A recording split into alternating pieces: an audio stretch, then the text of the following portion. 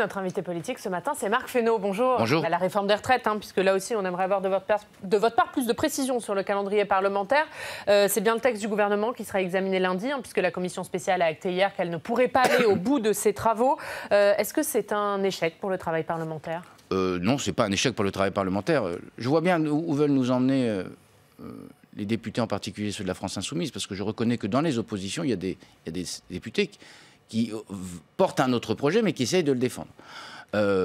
Et les députés de la France Insoumise ont décidé, au fond, de refuser le débat parlementaire. Je vois bien ce qui les gêne, parce qu'au fond, quand on va au fond du sujet, quand on regarde ce que porte cette réforme en termes de justice, de rééquilibrage, d'effets redistributifs assez massifs sur les Français les plus modestes, là, évidemment, là, quand on se heurte au mur du réel du texte, ils ont une difficulté. Donc, ils ont une stratégie simple, qui est une stratégie d'empêchement, d'obstruction, de harcèlement démocratique permanent, pour empêcher le fonctionnement. L'amendement, il est là pour modifier un texte, l'améliorer. Il n'est pas là pour empêcher, au fond, que devant les Français puissent se faire le débat. Et moi, ce que j'ai trouvé utile dans cette commission, et je voudrais saluer le travail à la fois des députés de la majorité, mais y compris ceux de l'opposition, c'est ceux qui ont voulu aller au fond des sujets, poser les questions qui doivent être posées sur ce texte pour éclairer les Français. Le débat parlementaire, il est là pour éclairer les choix des députés, les choix des sénateurs, mais il est là aussi pour éclairer les Français. Brigitte Bourguignon regrettait hier de ne pas être allée au bout, elle ne pouvait pas. 5566 amendements examinés en commission sur près de 22 000, dont 19 000 déposés par la France Insoumise, 75 heures de travail qui finalement partent à la poubelle, ça ne sert à rien. Non. Alors elle disait justement hier soir que ces travaux seraient utilisés, mais comment du coup ?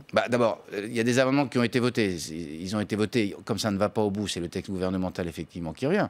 Enfin, ils seront repris dans la discussion. D'accord.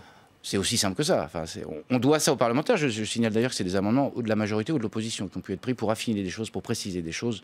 Et c'est à ça que sert le débat parlementaire. Deux, il y a un certain nombre de questions qui ont été levées, qui vont pouvoir être prolongées dans le débat en séance. Donc, c'est absolument pas un travail. On revient finalement au process d'avant la réforme de 2008 constitutionnelle, qui faisait que la commission, on n'était pas sur le texte de la commission, on était sur le texte du gouvernement. Et la volonté du gouvernement, c'est d'écouter ceux qui veulent sincèrement, y compris ceux qui s'opposent à nous objecter des choses et veulent faire d'autres propositions. Avant de revenir sur ce qui va se passer en séance, un mot sur du coup ce que va être maintenant le calendrier. Le vote était initialement prévu le 3 mars. Est-ce que ce matin, vous nous dites ce ne sera pas possible de faire ce vote le 3 mars ? Mais ce matin, je ne vous dis rien parce que je ne suis pas en mesure, ni vous d'ailleurs, de dire le nombre d'amendements qui seront déposés. Déjà, la France Insoumise a dit qu'elle en déposerait autant. Oui, non, mais si cette espèce de concours, elle a promis un feu d'artifice d'amendements. Oui, enfin, je veux dire, c'est le dévoiement de la démocratie. Il n'y a pas de quoi être fier. Moi, je n'oserais pas aller sur un plateau pour brandir comme étendard l'obstruction parlementaire et le dévoiement des procédures parlementaires. Franchement, il n'y a pas de quoi être fier. Donc, on peut être fier d'un débat et d'une controverse. On peut être fier de porter le fer sur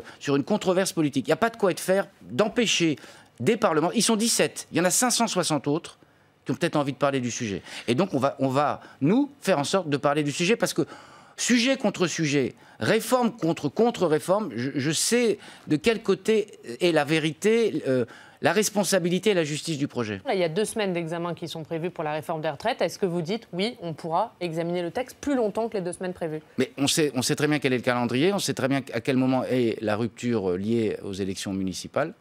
Alors, il y a 2 semaines de prévues aujourd'hui. Il y a une 3e semaine qui est d'initiative parlementaire. On verra comment on a avancé. Ça dépendra du nombre d'amendements. Ça, c'est la semaine du 2 mars. On pourrait être ouvert pour la réforme des retraites. On en discutera avec la majorité. On verra le nombre d'amendements. Moi, je ne viens pas préempter ce que sera la nature du débat. Le nombre. Vous allez vous y préparer, Marc Fesneau. Que nous travaillons sur des. Le débat va être long. On sait qu'il y aura des milliers d'amendements. Mais que nous travaillons sur des hypothèses, oui. Que nous travaillons sur des hypothèses de travail pour faire en sorte que nous puissions débattre de ce texte, oui, mais c'est pas ce matin, ne sachant pas le nombre d'amendements et la disposition des uns et des autres, que je vais le dire. Parce que je n'ai pas les éléments pour vous répondre. Il y a l'hypothèse de faire sauter la semaine de suspension qui est prévue le 9 mars. C'est pas forcément souhaitable, parce que je pense qu'il y a un moment municipal, on n'est pas dans cette disposition-là. On a un calendrier qui est prévu à l'Assemblée nationale et qui est prévu au Sénat, et à date, comme on dit, c'est à ce calendrier-là qu'on veut se tenir. Après, on verra. Mais vous ne l'excluez pas. Mais non, ce n'est pas la volonté qui est la nôtre. Si l'examen n'est pas fini, vous ne l'excluez pas. On a 9 jours de travail en commission qui a permis d'examiner quand même 5000 amendements. On a un travail en séance avec, 15 jours d'office, si je peux dire, qui sont prévus, ce qui est déjà un temps parlementaire plus long que le temps qu'il y a eu, autant que je me souvienne, sur les autres réformes des retraites.